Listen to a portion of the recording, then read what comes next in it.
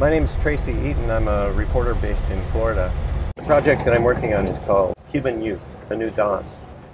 And I want to try to tell the story of change through the eyes of Cuba's millennials. It's kind of cliche, but people are always saying that Cuba has been frozen in time.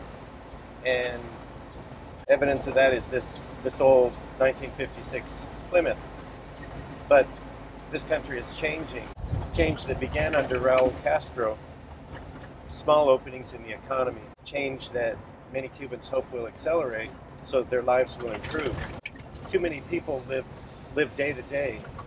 They spend so much time just worrying about what they're going to get for breakfast, lunch, and dinner that they don't give a whole lot of thought to political change. I met dozens of interesting young people while doing this project. I talked to them about their hopes and dreams for the future. I wondered what kind of change, if any, they were seeing in their lives now that the U.S. and Cuba have restored diplomatic relations. Most of the people I talked to said that any benefits from improved U.S.-Cuba relations hadn't trickled down to them quite yet. Alberto Figueras told me his dreams for the future were on hold. When I first met him, he was helping to distribute what's known as El Paquete, or the packet, a collection of movies and television programs that people put on USB drives, then sell door to door.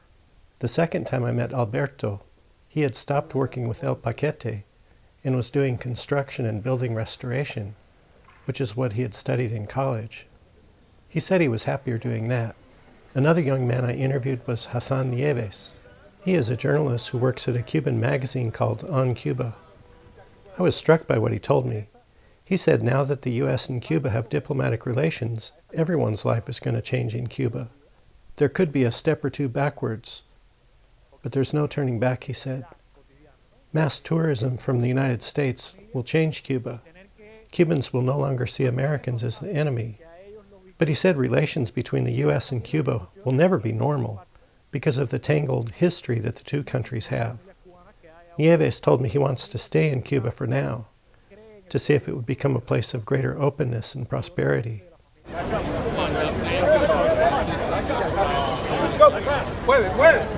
I was in Cuba in August when Secretary of State John Kerry visited to inaugurate the American Embassy in Havana. Many Cubans were euphoric over the news. The U.S. and Cuba have been at odds for too long, they said. But diplomatic relations with the U.S. haven't transformed the Cuban economy. One 20-something I spoke with told me that his generation had not seen a single year of economic prosperity.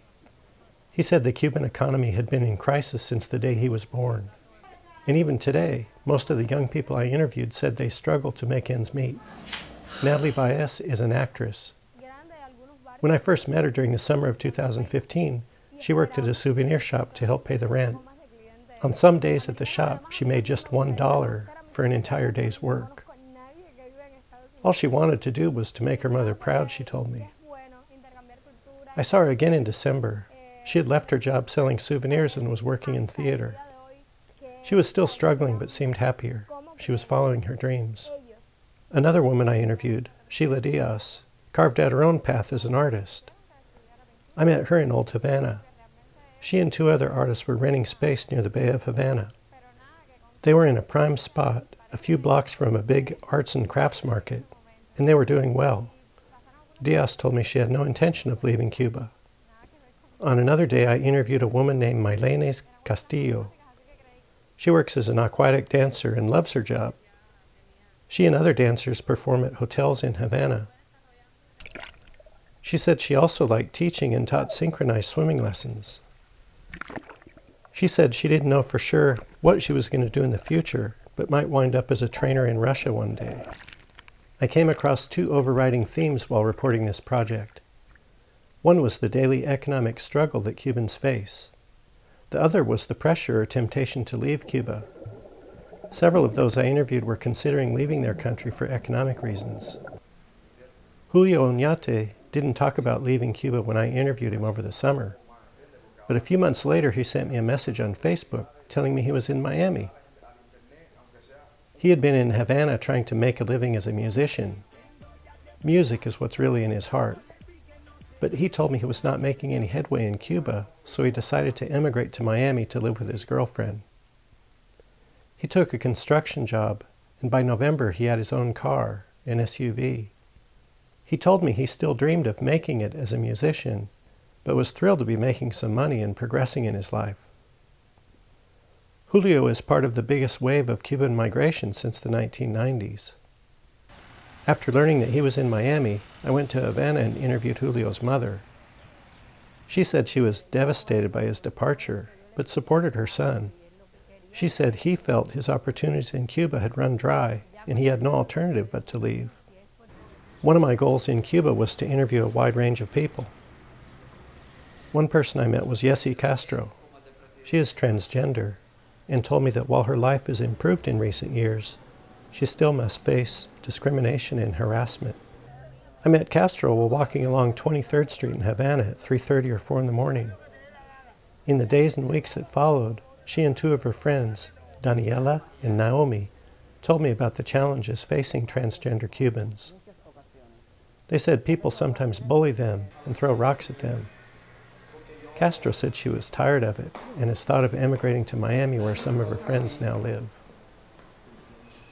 Few of the 20-somethings I interviewed talked about political change. What they cared about was the economy.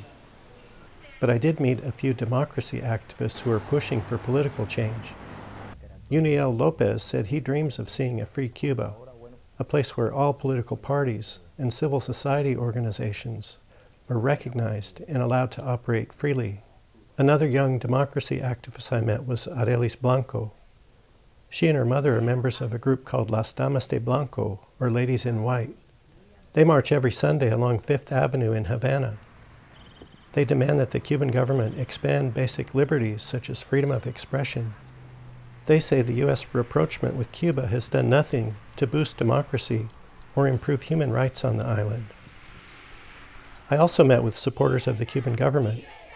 They played down the importance of the dissident movement, and they said that the U.S. government and U.S.-funded NGOs finance Las Damas de Blanco and other dissident groups. Cuban officials accuse the American government of interfering in Cuba's internal affairs, and they demand an end to U.S. democracy programs targeting Cuba.